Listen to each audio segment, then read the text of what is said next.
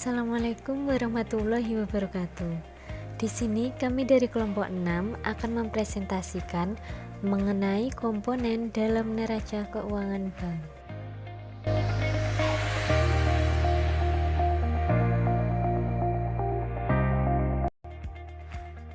Perkenalkan, nama saya Reta Eka Saputri, NIM 1240 1183 283.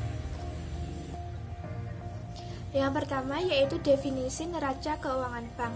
Neraca merupakan laporan yang menunjukkan posisi keuangan yang meliputi harta, kewajiban, dan ekuitas bank pada tanggal tertentu, yaitu pada tanggal pelaporan. Komponen neraca terdiri dari aktiva, kewajiban, dan ekuitas. Yang pertama, aktiva. Aktiva adalah harta kekayaan yang dimiliki oleh bank pada tanggal tertentu. Dalam menyusun aktiva bank, tidak dipisahkan antara aktiva lancar dan aktiva tetap. Penyusunan aktiva didasarkan pada aturan likuiditas aktiva tersebut, yaitu dimulai dari aktiva yang paling likuid sampai dengan aktiva yang paling tidak likuid. Aktiva bank dibagi menjadi aktiva produktif dan tidak produktif. Aktiva produktif merupakan jenis aktiva yang dapat menghasilkan, dan aktiva tidak produktif merupakan jenis aktiva yang tidak dapat menghasilkan. Aktiva tidak produktif diperlukan oleh bank karena alasan likuiditas dan sebagai pendukung aktiva operasional bank. Yang kedua yaitu kewajiban. Kewajiban merupakan utang dan kewajiban yang menjadi tanggungan bank pada tanggal tertentu. Kewajiban bank tidak dipisahkan antara kewajiban jangka panjang dan kewajiban jangka pendek. Kewajiban disusun berdasarkan urutan jatuh tempo kewajiban tersebut, yaitu dimulai dari kewajiban yang paling segera harus dibayarkan sampai dengan kewajiban yang jatuh temponya masih paling lama. Yang ketiga yaitu ekuitas. Ekuitas merupakan modal yang dimiliki oleh bank yang berasal dari modal dasar, modal yang berasal dari penjualan saham serta selisih harga saham dengan nominal saham, cadangan-cadangan, dan hasil penumpukan laba sejak bank berdiri.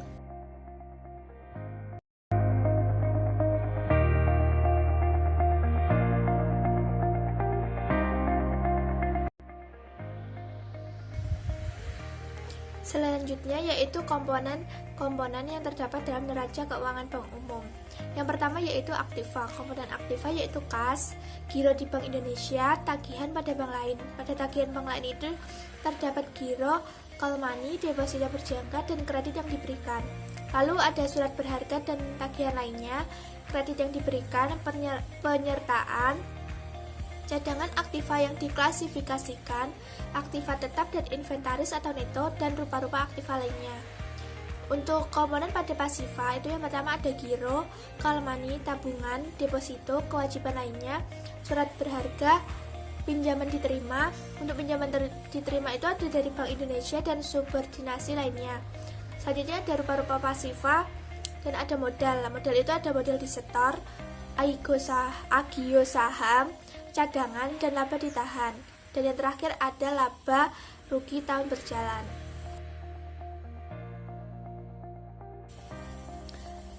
Aktiva yaitu aktiva itu ada kas. Kas adalah uang kas baik dalam mata uang rupiah maupun valuta asing yang dimiliki oleh bank termasuk kantornya yang ada di luar negeri. Yang kedua yaitu giro di Bank Indonesia, adalah giro dalam rupiah maupun falas milik bank pada Bank Indonesia. Yang ketiga yaitu tagihan pada bank lain, adalah semua tagihan bank dalam rupiah dan falas kepada bank lain, baik bank di dalam negeri maupun bank di luar negeri. Pada pos ini terdiri dari giro. Giro adalah giro dalam rupiah maupun falas milik bank yang ditempatkan pada bank lain di dalam negeri maupun di luar negeri. Yang kedua yaitu call money, adalah dana dalam rupiah maupun falas yang dipinjamkan oleh bank kepada bank lain di dalam negeri maupun di luar negeri. Yang ketiga yaitu deposito berjangka, adalah penempatan dana dalam rupiah maupun falas oleh bank kepada bank lain di dalam negeri maupun di luar negeri atau kepada lembaga keuangan lain dalam bentuk deposito berjangka, sertifikat deposito, deposit on call, dan simpanan lain sejenisnya. Dan yang keempat yaitu kredit yang diberikan. adalah semua kredit berdasarkan akad kredit dalam rupiah maupun falas yang diberikan bank kepada bank lain baik di dalam negeri maupun di luar negeri. Terus yang keempat pos dalam aktiva yaitu surat berharga dan tagihan lainnya adalah surat berharga yang dimiliki oleh bank termasuk kantornya di luar negeri seperti surat berharga pasar uang dan pasar modal dalam bentuk rupiah maupun falas. Yang kelima yaitu kredit yang diberikan adalah semua realisasi kredit dalam rupiah maupun falas yang diberikan oleh bank terhadap pihak ketiga, bukan bank baik di dalam negeri maupun di luar negeri. Yang keenam yaitu penyertaan. Penyertaan adalah penyertaan dana dalam bentuk rupiah maupun falas oleh bank pada bank, lembaga keuangan serta perusahaan lainnya. Yang ketujuh yaitu cadangan aktiva yang diklasifikasikan adalah cadangan dana yang dibentuk oleh bank untuk menampung resiko yang mungkin timbul sebagai akibat dari bank tidak dapat menarik kembali sebagian atau seluruh aktivitas aktiva produktifnya. Pos ini merupakan unsur pengurang atau aktiva pada neraca bank. Yang kedelapan yaitu aktiva tetap dan inventaris atau neto. Ini adalah nilai buku atas tanah, gedung, kantor, rumah, dan perabot milik bank. Dan yang terakhir yaitu rupa-rupa aktiva adalah saldo rekening-rekening aktiva lainnya yang tidak cakup oleh salah satu dari pos-pos di atas, pos-pos aktiva di atas. Dalam pos ini dimasukkan pula hasil kompensasi antara saldo debit dan saldo kredit rekening antar kantor. Selanjutnya akan dilanjutkan oleh Asmi. Assalamualaikum warahmatullahi wabarakatuh. Perkenalkan, nama saya Muhammad Lasmi, NIM 266. Di sini saya akan menjelaskan mengenai pasifa. Yang pertama adalah giro. Giro adalah giro dalam rupiah maupun falas milik pihak ketiga dan bank lain pada bank yang bersangkutan, termasuk kantornya di luar negeri yang penarikannya dapat dilakukan setiap saat dengan menggunakan cek, baliet giro, dan surat perintah pembayaran lainnya. Dalam pos ini dimasukkan pula kredit yang diberikan dalam rupiah yang bersaldo kredit. Nomor 2 yaitu call money. Call money adalah dana dalam rupiah dan falas yang diterima oleh bank, termasuk kantornya di luar negeri baik dari bank lain di dalam negeri maupun di luar negeri. Nomor 3 yaitu tabungan. Tabungan adalah simpanan-simpanan dalam rupiah maupun falas milik pihak ketiga, bukan pada bank yang bersangkutan, termasuk pada kantornya di luar negeri yang penarikannya hanya dapat dilakukan menurut syarat-syarat tertentu. Nomor 4 yaitu deposito berjangka. Deposito berjangka adalah meliputi deposito berjangka, deposit on call, sertifikat deposito, dan deposito sejenis lainnya yang diterima oleh bank, termasuk kantornya di luar negeri baik dalam rupiah maupun dalam falas milik pihak ketiga dan bank lain. Nomor 5 yaitu kewajiban lainnya. Kewajiban lainnya adalah semua kewajiban bank termasuk kantornya di luar negeri baik dalam rupiah maupun falas yang diterima setiap waktu dapat ditagih oleh pemiliknya dan harus segera dibayar oleh bank yang bersangkutan. Pada pos ini dimasukkan pula kiriman uang, kupon yang sudah jatuh tempo, dan semua kewajiban yang berjangka waktu kurang dari 15 hari. Nomor 6 yaitu surat berharga. Surat berharga adalah surat berharga yang diterbitkan oleh bank, termasuk kantornya di luar negeri yang menyebabkan kewajiban membayar bagi bank, baik dalam rupiah maupun dalam falas. Nomor 7 yaitu pinjaman. Pinjaman yaitu pinjaman yang diterima oleh bank termasuk kantornya di luar negeri, baik dalam rupiah maupun falas dari pihak ketiga, bank lain, dan Bank Indonesia. Dalam pengertian ini termasuk pinjaman kelolaan dan two-step loan yang diterima dari pemerintah atau lembaga-lembaga internasional. Nomor 8 yaitu rupa-rupa pasifa. Rupa-rupa pasifa adalah saldo rekening pasifa lainnya baik dalam rupiah maupun falas yang tidak dapat dimasukkan atau digolongkan ke dalam salah satu dari pos neraca ini dalam rupiah.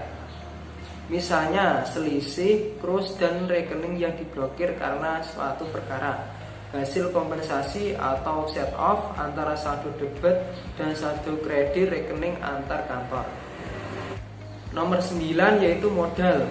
Modal adalah modal yang telah disetor agiosahan yang merupakan selisih lebih setoran modal yang diterima bank sebagai akibat harga saham yang melebihi nilai nominalnya. Cadangan yang dibentuk dari penyisian laba bersih setelah atau sebelum dikurangi pajak dan mendapat persetujuan RUPS serta laba yang ditahan.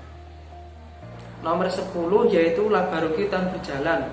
Laba rugi tahun berjalan adalah sisa laba rugi tahun-tahun buku yang lalu yang belum dibagikan atau dipindah bukukan ke rekening lain dan ditambah laba rugi dalam tahun buku berjalan dengan ketentuan bunga yang dimasukkan ke dalam komponen pendapatan adalah yang benar-benar diterima. Rugi yang diderita tahun-tahun lalu dan tahun-tahun berjalan dicantumkan dalam sisa pasifa dengan tanda negatif.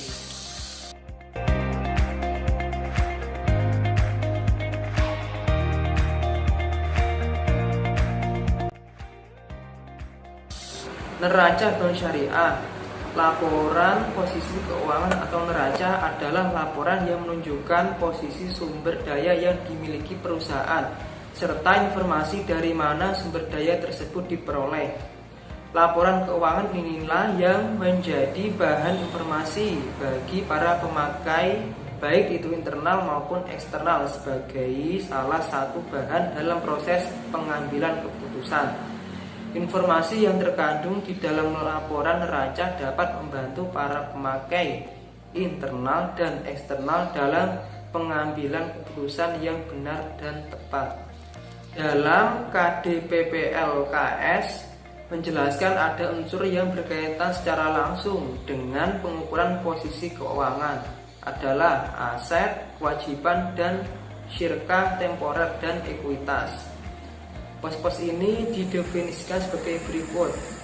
Nomor 1 yaitu aset. Aset adalah sumber daya yang dikuasai oleh entitas syariah sebagai akibat dari peristiwa masa lalu dan dari mana manfaat ekonomi di masa depan diharapkan akan diperoleh entitas syariah. Manfaat ekonomi masa depan yang terwujud dalam aset adalah potensi dari aset tersebut untuk memberikan sumbangan baik langsung maupun tidak langsung, arus kas dan setara kas pada entitas syariah. Potensi tersebut dapat berbentuk sesuatu yang produktif dan merupakan bagian dari aktivitas operasional entitas syariah. Mungkin pula berbentuk sesuatu yang dapat diubah menjadi kas atau setara kas atau berbentuk kemampuan untuk mengurangi mengeluarkan kas, seperti penurunan biaya akibat penggunaan proses produktif alternatif. Manfaat ekonomi masa depan yang terwujud dalam aset dapat mengalir ke dalam entitas syariah dengan beberapa cara. Aset dapat diantaranya A. Digunakan baik sendiri maupun bersama aset lain dalam produksi barang dan jasa yang dijual oleh entitas syariah. B. Dipertukarkan dengan aset lain. C. Digunakan untuk menyelesaikan kewajiban. D. Dibagikan kepada para pemilik entitas syariah. Aset entitas syariah berasal dari transaksi atau peristiwa lain yang terjadi diperoleh aset melalui pembelian atau produksi sendiri. Tetapi transaksi atau peristiwa lain juga dapat menghasilkan aset. Misalnya, properti yang diterima entitas syariah dari pemerintah sebagai bagian dari program untuk merangsang masa lalu. Entitas syariah biasanya pertumbuhan ekonomi dalam suatu wilayah. Transaksi atau peristiwa yang diharapkan terjadi di masa depan tidak dengan sendirinya memunculkan aset. Oleh karena itu, misalnya maksud untuk membeli persediaan tidak dengan sendirinya memenuhi definisi aset. Demikian penjelasan dari saya. Untuk selanjutnya akan dijelaskan oleh pemateri selanjutnya.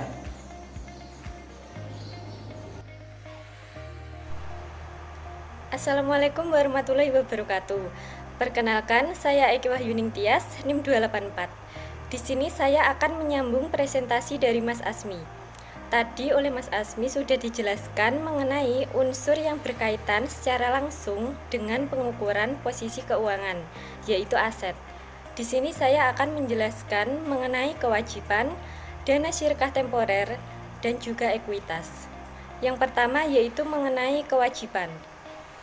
Kewajiban merupakan hutang entitas syariah masa kini yang timbul dari peristiwa masa lalu.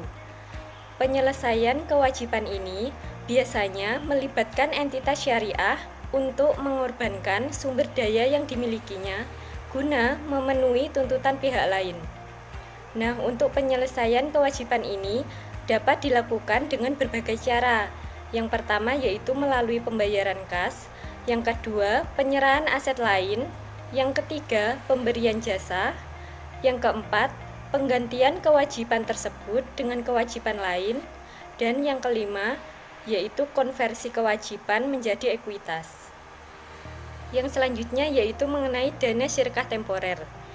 Dana syirkah temporer merupakan dana yang diterima sebagai investasi dengan jangka waktu tertentu dari individu dan pihak lainnya, di mana entitas syariah mempunyai hak untuk mengelola dan menginvestasikan dana tersebut dengan pembagian hasil investasi berdasarkan kesepakatan. Dana syirkah temporer ini tidak dapat digolongkan sebagai kewajiban. Hal ini karena entitas syariah tidak berkewajiban ketika mengalami kerugian untuk mengembalikan jumlah dana awal dari pemilik dana, kecuali akibat kelalaian atau prestasi entitas syariah. Di sisi lain, dana syirkah temporer ini tidak dapat digolongkan sebagai ekuitas karena mempunyai waktu jatuh tempo dan pemilik dana tidak mempunyai hak kepemilikan yang sama dengan pemegang saham, seperti hak voting dan hak atas realisasi keuntungan yang berasal dari aset lancar dan aset non-investasi.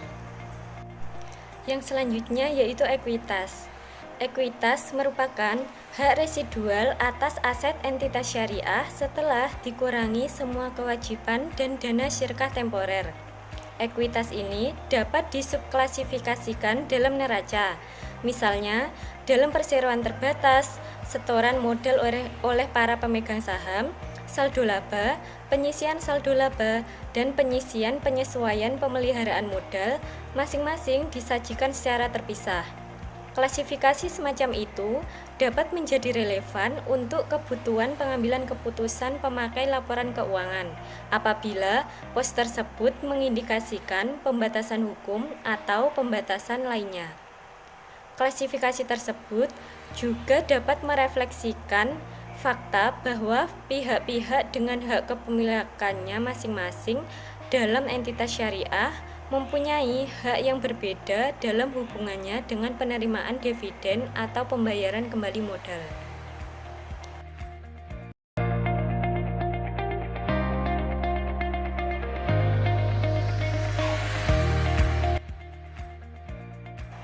Yang selanjutnya saya akan menyajikan bentuk neraca Bank Syariah PT Bank Syariah X untuk laporan posisi keuangan neraca per 31 Desember 2020.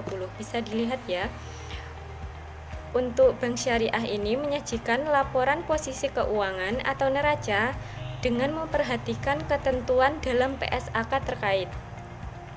Yang pertama, saya akan membahas mengenai aset.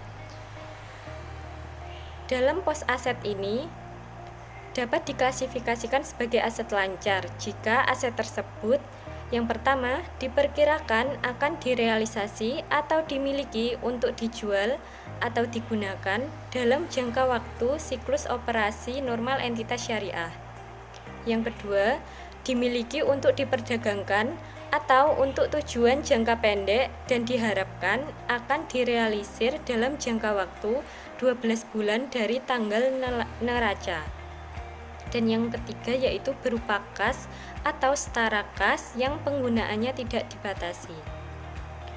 Untuk aset yang tidak termasuk kategori tersebut di atas yang 3 tadi saya sebutkan, itu dapat diklasifikasikan sebagai aset tidak lancar.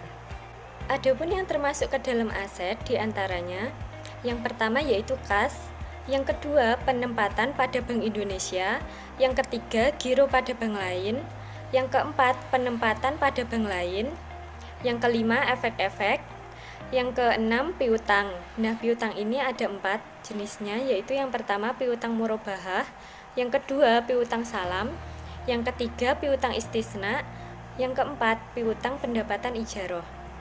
Dan untuk yang selanjutnya yang ketujuh yaitu pembiayaan. Pembiayaan ini ada 2, yaitu yang pertama pembiayaan mudharabah dan yang kedua pembiayaan musyarakah. Untuk yang selanjutnya yang kedelapan ada persediaan, yaitu aset yang dibeli untuk dijual kembali kepada klien. Yang kesembilan tagihan dan kewajiban akseptasi. Yang ke-10 aset yang diperoleh untuk ijaroh. Yang ke-11 aset istisna dalam penyelesaian. Dan yang ke-12 penyertaan. Yang ke-13 aset tetap dan akumulasi penyusutan. Untuk yang terakhir yaitu aset lain. Selanjutnya dalam pos kewajiban.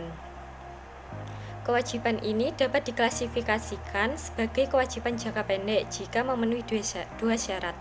Yang pertama yaitu diperkirakan akan diselesaikan dalam jangka waktu siklus normal operasi entitas syariah.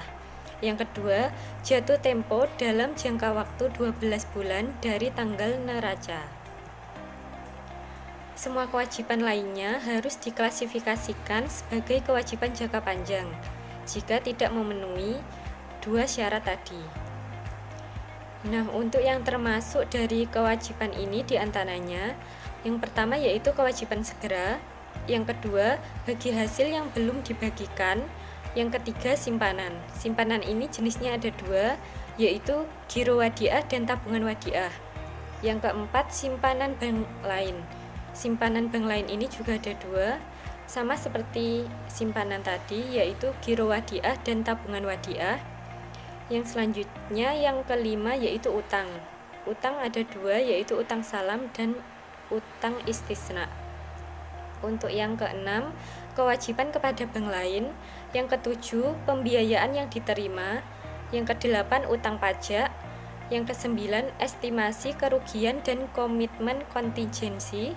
Yang 10 pinjaman yang diterima. Yang ke-11 kewajiban lainnya. Dan yang terakhir pinjaman subordinasi. Untuk bagian pos dana syirkah temporer yang sekarang ini ada 2, yaitu yang pertama syirkah temporer dari bukan bank. Untuk syirkah temporer dari bukan bank ini ada tabungan mudharabah dan deposito mudharabah. Dan yang kedua yaitu syirkah temporer dari bank. Ini juga ada 2. Yang pertama tabungan mudharabah, yang kedua deposito mudharabah dan musyarakah. Yang terakhir yaitu untuk pos ekuitas. Ini ada 3. Yang pertama modal disetor, yang kedua tambahan modal disetor, dan yang terakhir yaitu saldo laba rugi. Sekian presentasi dari kelompok kami. Apabila ada kurang lebihnya kami mohon maaf. Terima kasih telah menyaksikan presentasi kali ini. Wassalamualaikum warahmatullahi wabarakatuh.